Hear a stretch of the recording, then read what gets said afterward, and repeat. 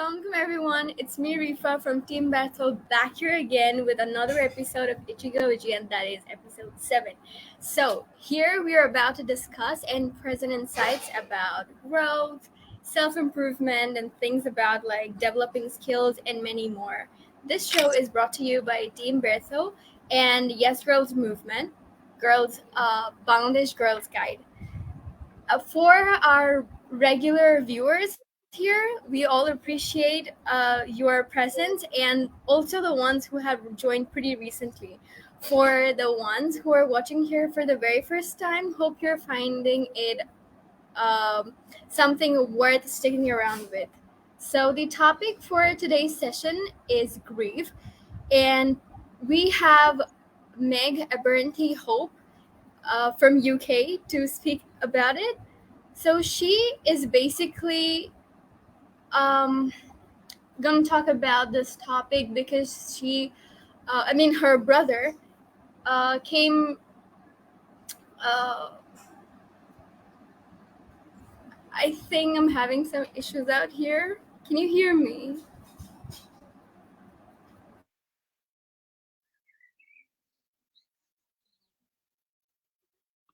Hello? Yeah, no, I can hear you. We are all good this end. Technology is great until it never works. But I am all here in the UK, and I'm going to be here today to talk to you about grief, which is a really difficult subject that a lot of people I have found don't talk about, and is something that unfortunately we're all going to have to go through at some point in our lives. It's one of those that kind of, for me, everything in life is pretty much, you're guaranteed to live, you're guaranteed to die, and we don't talk about how we lose people and how we deal with that well enough, I find, at the moment. So yeah, that's what my talk's about today. But I don't know if Rifa's still here. I think she might have gone. I don't know what technical issues are happening. Eek. I have got a PowerPoint today that I'm going to show you all that has got some interactive bits and bobs on it, and tell you about kind of where I come from and what my grief journey is. So to pick back up from where we were, my little brother unfortunately died back in 2018 in a motorbike accident out in Thailand. He was out traveling with some friends and came off of his motorbike and passed away.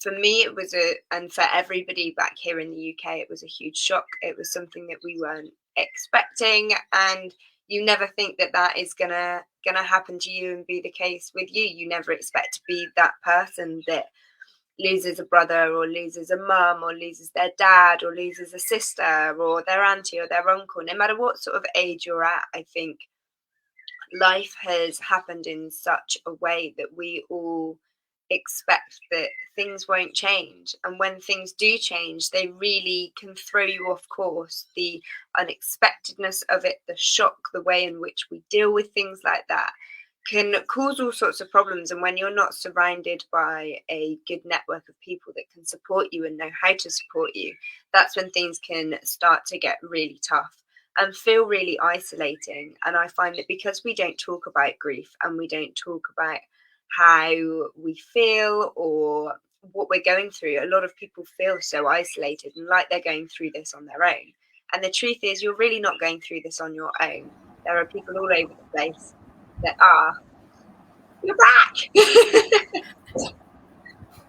Well, yeah, I actually got disconnected for a while. Oh no, that's fine. So I was So sorry about the inconvenience. That's all right. I was just talking to everybody and telling them a little bit about my story and who I am and why I've chosen to take my subject. Okay. And we were just I just got to the point where I was saying, people don't talk about it enough, and that's why I'm here. And it can leave people feeling very isolated when nobody's talking about what the phrase is, the elephant in the room. It's something, it's so big, it's so massive, it's right there, everybody can see it, yet nobody wants to talk about it. And so I'm hoping that by doing this, it will open up those conversations with people in order to be able to talk about their grief a little bit more and feel a lot less lonely within it. Okay. So I do you want me to like start it over again? The Don't mind, it's intro? totally up to you. Okay. So very sorry for the inconvenience. It just messed up, okay? Alright. Assalamu alaikum everyone. It's me Rifa from Team Batho back here again with another episode of Ichigo Ichi, and that is episode 7. Here today we are going to discuss and present insights about growth, something that involves self-improvement and also about developing skills and many more. This show is brought to you by Team Bertho and Yes Girls Movement Bangladesh Girls Guide. For our regular viewers who always have been watching it for a while, we already appreciate your presence and also the ones who have joined here pretty recently. So today we are here with the session and about the topic grief, and we have Meg Bernty Hope from UK to talk about it. She lost her younger brother Billy in a motorbike accident in Thailand, and ever since then it has been a tremendous advocate to speak about grief and what it really means to lose someone you love. So I'd like Hope to talk about it a little bit. Hi guys. So for those of Hello you that, there. hi, how are you? Good. What about you? I'm not too bad, thank you. I'm really excited to be here and to talk to you all about something that's really close to my heart, which is grief and how we deal with Mm-hmm. it and why it's not talked about. Indeed, it's such a topic. It's such a sensitive topic, right? But we barely speak about it. We give little importance to that. And I am really happy that someone like you came up with such a wonderful topic that everyone should be concerned about, at least for a teeny tiny bit. God bless you, thank you. Well, I think through everything that we've gone through in the world at the moment, including COVID, a lot of people have grieved a lot of things, and my presentation and talk today isn't just about grieving people we've lost, but about grieving who we thought we might be, grieving what we thought our future might look like, and it covers such a wide sort of spectrum of things, grieving who we thought we would become, or maybe, the ideas that we have about the world. And everything is always changing, and we get told that, grasp hold of and keep hold of what you can, and if things are going the right way, we should really kind of stick with that. And we forget that everything is always changing, the world is forever moving, and it's actually really healthy to let go of things that no longer serve us. Mm-hmm. So let's not delay any further, and I'd like to provide you the stage, the online platform, maybe, so that you could present out your views on the topic grief. Amazing. Thank you so much. So I've got a PowerPoint presentation which I'm going to get popped up onto the screen, and I will talk over that, and you might see me give a thumbs up or say next slide.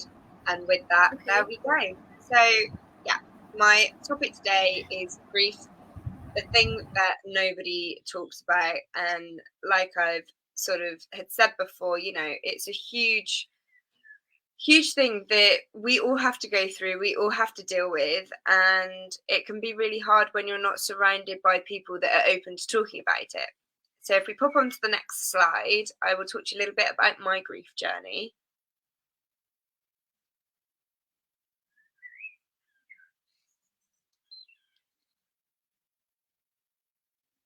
Can we change the slide, please? So who am I? I'm Meg. I'm 25 years old and I'm from Bristol in the UK. And my grief journey has been huge. The biggest part of my grief journey has been losing my little brother Billy, which you can see on the screen. Bills was 20 years old when he died in a motorbike accident out in Thailand. You can see the little picture of him down there, actually on the boat in Thailand. That was taken a couple of days before he died. There was 17 months between us. We were super close. He's my best mate. We used to do a lot of stuff together. And I'm really lucky that in the top right hand corner, I got to have a photo shoot with a photographer who's known all across the world. His name is Rankin, and he did a really special and important project on grief with the Good Grief Trust in the UK and a company called Royal London. we got to go up to London and talk about grief, talk about losing Billy. And again, a bit like I'm doing today, it's something that nobody talks about.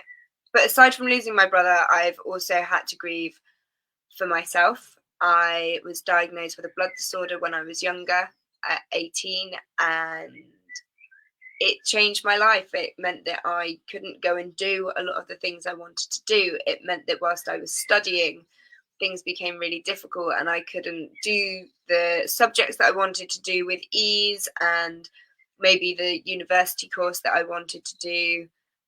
It didn't happen just because of how unwell I was.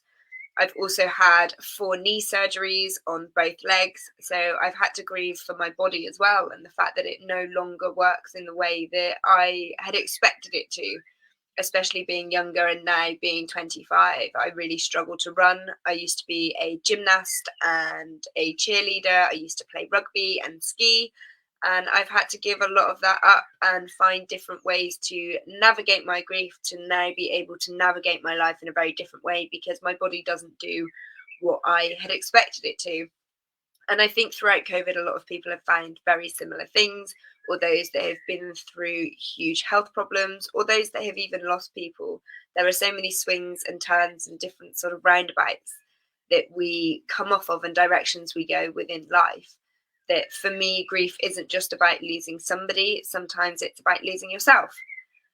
When I lost Billy in 2018, I started up a charity called the Billy Chip, and it is a token scheme which I won my Princess Diana Award for, which is how I got to meet the incredible team here today that are giving you this live platform. Now, the Billy Chip works that you have a Billy Chip, it will cost you £2 in the UK, and you can then go and give that to somebody on the streets who is homeless. They can then go into any of our providing coffee shops and redeem it for a tea or coffee, and it just curbs that worry and the stress of giving somebody change that may make their condition that they're in a lot more difficult. We wanted to give it a mechanism that would help those who were worried about giving money, worried where it would go, whether it was drug or alcohol related. This now puts a safe mechanism in place so that people are able to still give to the homeless and still give something that would be useful. We don't want people to stop giving change, but we want those that would never normally give change to give a Billy Chip instead. And if we jump to the next slide, hopefully you guys will be able to see the little video. If we could get that full screen, that would just explain to you what the Billy Chip is about. Hoping you can hear it as well. But we might have a technical problem, and if you can't, then we'll have to not worry about it. No, I think I've muted myself, but yeah, I could hear everything that you've said here. Cool. So this is about the Billy Chip and homelessness. Oh, okay. I'm afraid I don't think you can hear the sound on it, but hopefully you can read the subtitles instead, because the sound's coming off of another computer.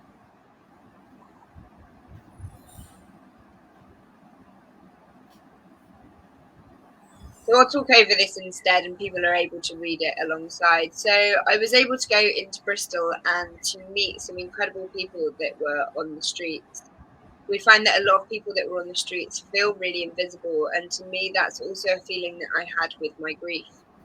You go from very much being in the limelight when somebody passes away, and there is the shock that is there, and people are always rallying around you and coming to see you and coming to talk to you. And then the longer and longer that kind of time goes on, we find that, you know, everybody gets on with their lives, everybody carries on moving, the world keeps turning, and that can be really, really tough.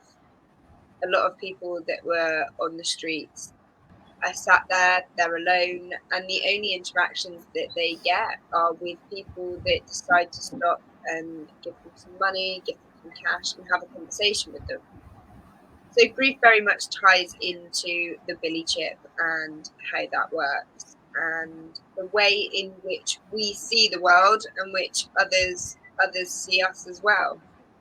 So the guy that I'm sat with here was amazing. His name was Lee. He's from Bristol. He's been on the streets for quite a long time. And he said that he'd never seen anything like the Billy Chip. And for the homeless, it was an incredible way to sort of finally feel recognised and feel like they were being seen. It gave them something physical that they had in their hands that they were able to use and go out on the streets with. And it gave them back their independence. And that is such a huge, important thing, I think, when, again, taking it back to when somebody is grieving. You feel like you lose your independence because you're not really sure what's going on. You've been thrown into a situation that you're not comfortable with. And it can really give you an odd sort of out-of-body experience where you're not sure what's going on. So this is Bill's, as you can see on the screen. He was a non-emergency care assistant. He used to drive patients who had sort of kidney problems and a lot older patients to hospitals for dialysis treatment and take them up to London. There was one guy I can remember him taking up who had a prosthetic leg, and on the way back Billy pulled over to a shoe shop and said, you've now got your prosthetic leg fixed, it's time to go and get you a fresh pair of trainers so you feel like you again. And that's who he was as a person. He was so kind and caring and would sort of bend and break the rules in order to be able to help others. So as you can see on the screen here, "You're fabulous and don't you ever forget it" was my mum's Mother's Day card. And that was something, that little tagline was something that really stuck with us and has certainly helped me ever since. We've now got it written on the Billy Chips in order for people to be able to see every time they receive a Billy Chip. But also it's something that we say to people a lot because people do forget who they are, how fabulous they are, how wonderful they are when they're down in the depths of their grief and feeling very isolated and alone. And so that was a really important thing for us to also be able to bring to the table and to show the world that, no matter what situation you are in, whether you are living on the streets, whether you are sofa surfing, whether you have got your own house, everybody is only sort of, one or two paychecks away from being homeless and to losing all of that. And it's the fear of losing those things, I think, that can make things a lot harder. So as you can see, Lee was able to go into Bristol and to get a cup of tea, cup of coffee with the Billy Chip that we were able to provide for him. And he said that it's revolutionary. It's changed a lot for a lot of people. It gives them a chance to stay warm. It gives them their choices back as well, which is something a lot of homeless people don't have. They haven't got that choice any longer to be able to go into a coffee shop and buy something with money that they don't necessarily have. People will have dietary requirements, and I think it's quite presumptuous of us sometimes to just go and continually buy people on the streets cups of tea and coffee when they may have had one 5 minutes ago, and actually what they could really do with is to be able to go and get that and have that later on in the evening, especially at Christmas, as you can see, when it gets a lot colder here in the UK. It's been a real amazing kind of life-changing thing, and that's come from my grief. That's not to say that everybody is going to do that or do the same thing as us, but it has certainly given us an amazing opportunity to be able to turn something that was quite dark into something that hopefully is a little bit lighter. So if we pop on to the next slide, you'll be able to see what people think the stages of grief are. And like I've said before, you may be grieving the loss of a job opportunity. You may be grieving the loss of somewhere you thought you might be going, or a new house, or even pets. I mean, grief is the price that we pay for love. And that's something Queen Elizabeth II said, which has always, always stuck with me. And I think therapists nowadays, you go and you speak to people and they say, oh, there's the 7 stages of grief and there's this and there's that. And as you can see, that is never, ever, ever how it really turns out and what it's meant to be like. There are so many different experiences of grief and so many different ways in which that can present itself. And you have to recognise that your own grief and the grief that you are going through is not the same as anybody else's. Yet, when people try to talk to you about it, there's a lot of times where people will just say the wrong thing. You'll get over it. At least this had happened. Well, look what you've done out of it. Hasn't that been amazing? And you can kind of go, yes, well, it has, but it hasn't actually taken away from the fact that what I'm going through right now is really rubbish. And I feel like nobody else ever understands that. So if we pop to the next slide, which I absolutely, there is exactly what people will tell you. You will go through the denial stage of, I don't believe this is real, how can this happen? That's normally the shock. Then the anger at the situation. Why didn't I get that job? Why did that person have to die? Why has this happened to me? From that, a lot of people go into kind of a deep, dark hole of, what do I want to be here if this is what life is going to be like? How am I going to carry on? How am I going to kind of deal with that? But then the bargaining and the making decisions based upon, well, oh, I won't go and travel and do this because this has happened to this person and that's happened to that person. And then supposedly we come to acceptance, which to me is not true. And if we click onto the next bit of the slide that will pop up now,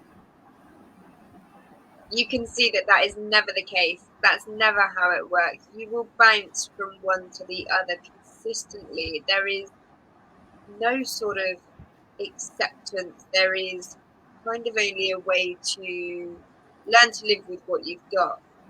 And I find that the system is very messed up in how it says to you there are certain ways and certain stages in which you should deal with it, when actually there isn't. Everybody's grief story is so different and so unique. And if I pop over to the next slide again, you will be able to see that people say that shrinking your grief, if you imagine that your life is that jar, there is a way to shrink your grief within it. But having grief in your life is something that you grow your world around. It doesn't shrink, it doesn't grow, it doesn't go away. You just learn different ways to deal with it and different ways to cope with it and different mechanisms in which you find are useful and helpful to you in order to be able to not even move forward, but to carry on waking up and getting up each day. And I think for me, that's the real lesson of grief, is it's something that we need to accept. We need to stop pushing it away and going, oh, well, that person died 4 years ago. Surely you should be over it by now. Look at all the wonderful things that have happened ever since that you lost Billy. Look at all the wonderful opportunities that you've been given and created for yourself. Well, it's not about that. In a heartbeat, I would have my brother back. In an absolute heartbeat. But I know that that's not possible. Therefore, I have to just keep growing my world around the grief that I have and remembering Billy and speaking his name. And I just wanted to say to everybody that's watching, if you know somebody who's grieving at the moment, please don't ever stop talking to them about that person, because actually you die twice in this life. The first time when your body is buried and put back to the earth, and the second time when people stop saying your name or saying that person's name. And so to me, that is always something that is really important. And it's been the same to a lot of people that I've spoken to.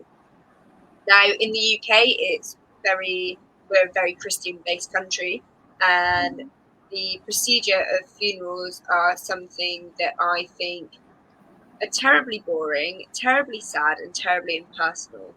It's normally a case of going to a church and there being a service and then going to what we call a wake afterwards, which is like a very miserable dinner or lunch where people eat tiny sandwiches, which is pointless because if you're starving hungry, eating a load of tiny sandwiches isn't going to do you any good.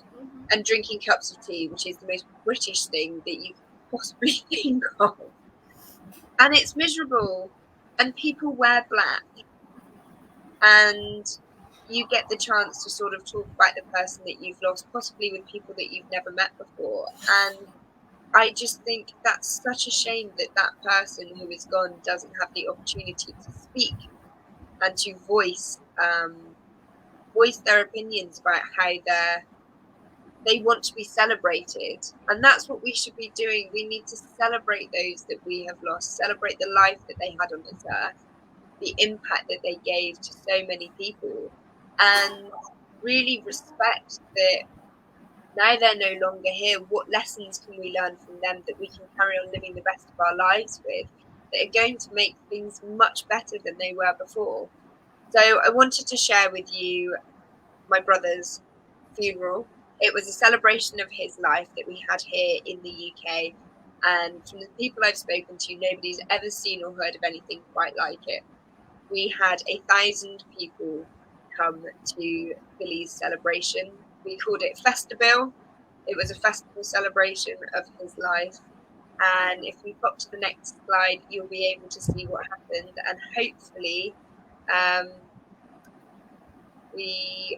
on. Oh, others' expectations of grief. Well, there you go. There's just a few questions for people to have a look at and think about there, about how you'd like people to support you in your grief, how that you feel that you should support others in their grief, and what the biggest challenges that you face in asking people to support you. Because here in the UK, it's something that not a lot of people talk about, and not a lot of people are very comfortable talking about. And I feel that the more we have those conversations, the easier things should get.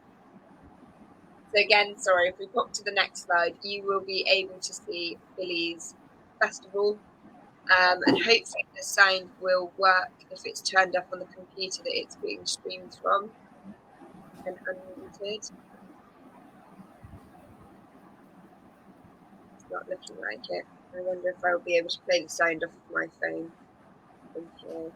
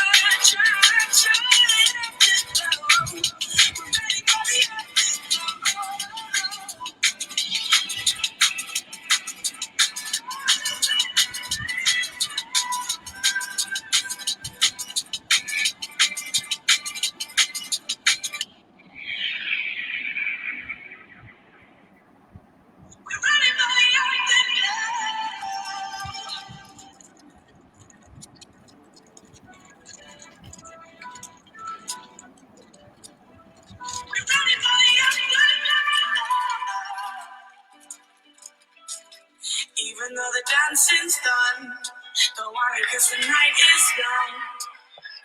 Who cares where we go? We're ready for the afterglow. Someone hold the sunlight back, cause we want this night to last. Slow down, slow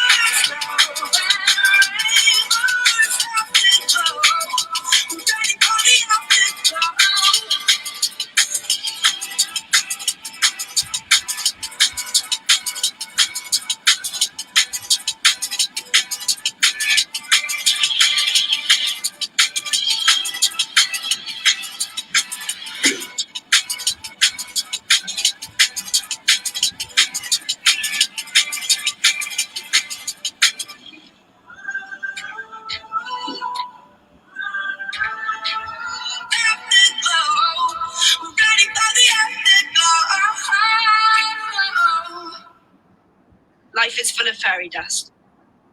And you, my darling brother, are my Peter Pan, the boy who will never grow up. So I just wanted to share with you all that, in summary, I suppose grief can come in so many different forms and so many different ways. It can shock us, it can enlighten us, and it can help us find parts of ourselves that we never thought we really had in us. For me, it's been able to open so many doors for the Billy Chip and to be able to help others. And it's also given me an opportunity to find out who I am. And if I hadn't lost my brother, then no, I wouldn't be here today speaking to you all and giving this presentation. But I want people to be able to have those conversations with their families about, if they pass away, what would they like to do? How would they like to be celebrated in this life? And how would they like to be able to give their lessons to other people in order for them to be able to share and grow? And nothing lasts forever and nothing is guaranteed. And grief is love with nowhere to go. But you can always turn that grief into love for yourself and for other people. And for me, Indeed. that's why I chose to do this as a subject today. So thank you ever so much for letting me speak and share my story. It was absolutely wonderful listening to you. I went absolutely speechless because I was taken back to the memory lane where I lost my granddad and my grandma within a span of 1.5 years. So I was actually, thinking about it for a while. And I mean, they were living with us for the past 20 years, and I've had loads of memories with them, right? I mean, I've been seeing them right after I was born. So, yeah, with time, I had memories. I took some life lessons that everything, I mean, nothing is actually planned and everything happens all of a sudden. We might think that grief or the wound that we had uh, might heal with time, but it really doesn't heal. It stays there. Maybe with some incidents, it resurfaces all over again, but it does stay there. And yeah, and the video clip that you provided here was pretty good, though. Thank you. I mean, that's the thing, that wound of grief will always stay with you, and there will certainly be experiences within your life that will reopen that.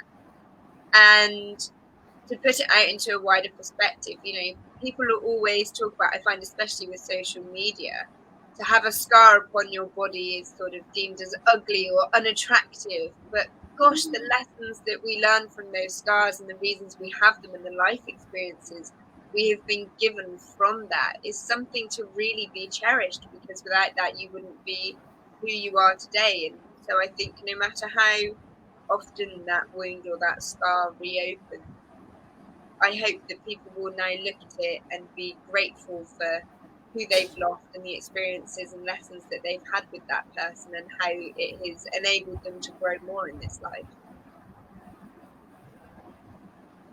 Hmm.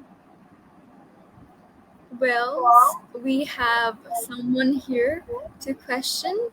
He came up with the thing that, do you believe grief depends on fate? What do you think? Wow. So since I lost Bills, I have taken a very spiritual path. Mm-hmm.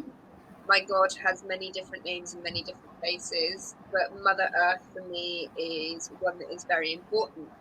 And somebody said to me that you have your soul in this life and you have a soul family, and that is all of the different souls that come in and out of your life and all the other lifetimes that you live. And within that, you make a contract with your soul family about the lessons that you will learn, the people that you will meet, and the people that will go. And so I have taken on the belief that within this lifetime, I made a soul contract with Billy, that at 20 years old, he was going to die in a motorbike accident.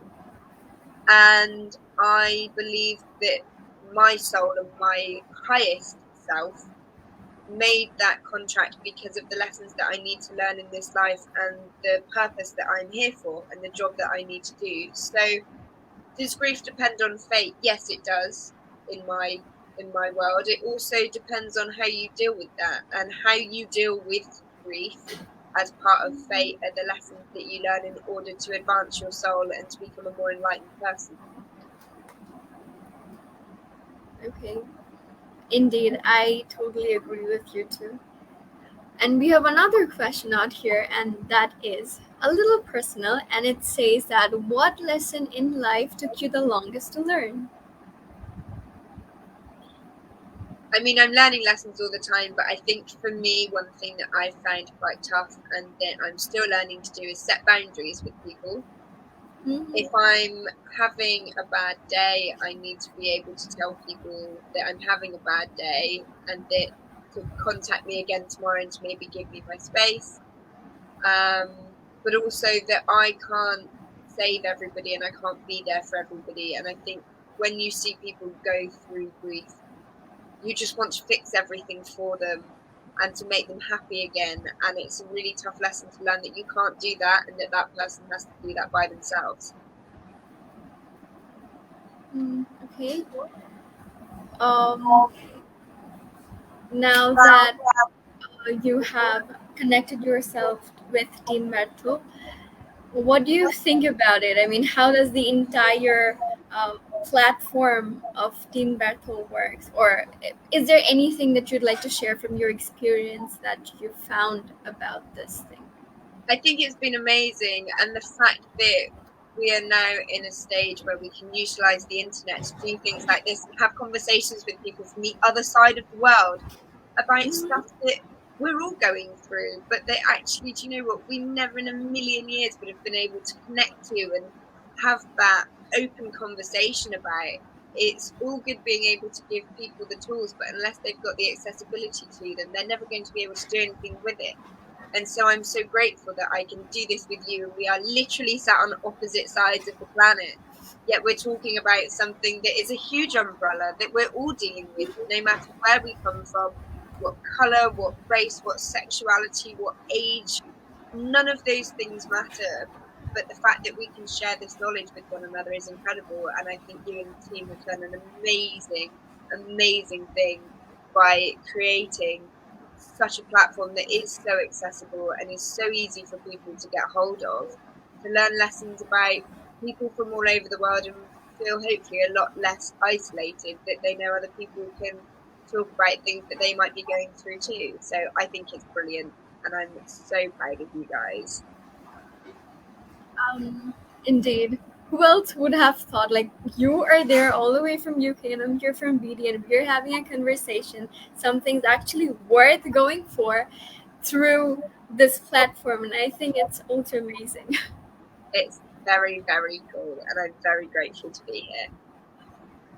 But yeah, looking forward that if anytime you have that that opportunity to come here in BD, you're most welcome. Just pay a visit. I'm looking forward to meet you in person. Oh, that would be amazing. I would love to at some point. I think after losing Billy, it's taken me a while to get my confidence back, but I'm hoping to go and travel the world again and see all of these things and really immerse myself in it. So if I am ever over your way, I will for sure give you a shout and we can catch up. Yay! I'm actually pretty excited for that. Now that you've said that, I feel like you're coming tomorrow or maybe somewhere close. Now that we're about to wrap it up, I'd like you to say something in Bengali for the audience that we have up here. I want you to say, "Apnara shobai bhalo thakben." Oh my gosh, you're gonna have to slay that down, and we'll have to do it word by word. Okay, Apnara shobai Shabai bhalo Malom থাকবেন Hadben Allah Hafiz. Allah Hafiz. It basically meant that you're waving back at them and you're saying that we're at the end of the show and would like to close the curtains right here and stay happy, safe, sane, and healthy. That's amazing. Oh my goodness, you're gonna have to send that to me so I can write it down and say that more, because that is incredible and has so much feeling in such a small sentence. I know, right? No wonder we're pretty proud of our language and our culture and our tradition. We absolutely should be, and I am amazed by it all. So thank you to everyone for having me, and thank you for letting me be here. All right, guys, now we have come at the very end of the session and we'd like to close it right here, hoping that you would catch me up again somewhere like this, something more interesting, or maybe somewhat similar interesting to that. Till then, take care, stay safe and sane and healthy. Bye bye.